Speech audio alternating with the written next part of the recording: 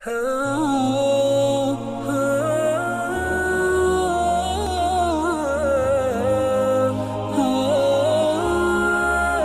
بیعت تجدید څه مطلب؟ دا مطلب دی چې مخکې یو سړي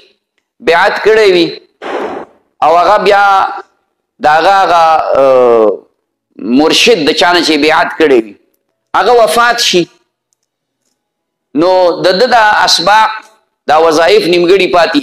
نو د هغه د وفات نه بعد دی چې د بل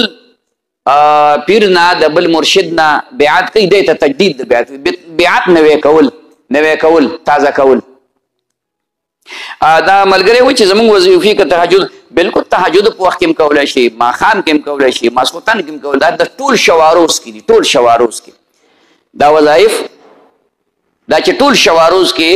د سهار نه تر سبا سهاره پورې، د سهار نه تر سبا سهاره پورې، شپه هم پکې راغله ورځ هم پکې راغله.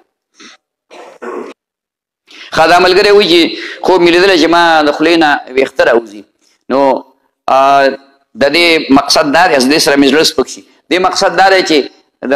ګناهونو نه توبه کول پکار دي، کوم ګناهونه سړي کړي د هغې نه توبه پکار ده او نیک اعمال پکار دي، د هغې په وجه زړه ته اطمینان، زړه سپکېدل زړه ته اطمینان میلاوېدل دي. دا وایي د شیطان دا خو الفاظ خو استوران لیکلي، خو مقصد دا چې شیطان سره خو شیطان نه و څنګه چې کوم دی نو ګمراه شي، په خپله شیطان دی که نه، خو د عجیبه خبره لیکي، جواب پکې دننه پروت دی،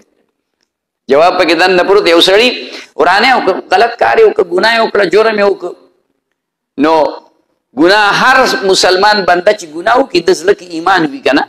نو چې ګناه وکړي نو دی فورا ستوماني، په قصاص ستوماني، خبره پوه شوې، نو چې هغه ګناه وکړه شیطانه مخ ته تور شه، غلط کار دی، شیطان راوي خدای دې غر کوي، دا چل خو ما ستا نه زده کړو،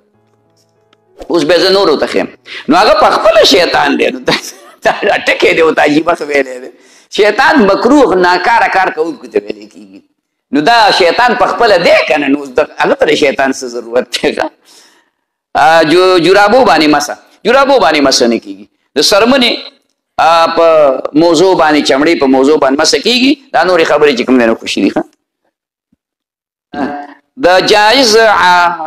مقصد دپاره، مراد دپاره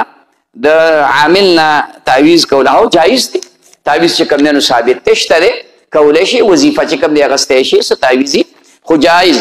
داسې تعویض به وي چې هغې کې د قرآن آیت وي یا د پیغمبر علیه صلات وسلام د احادیثو کې څه دعاګانې راغلي هغه یې پکې،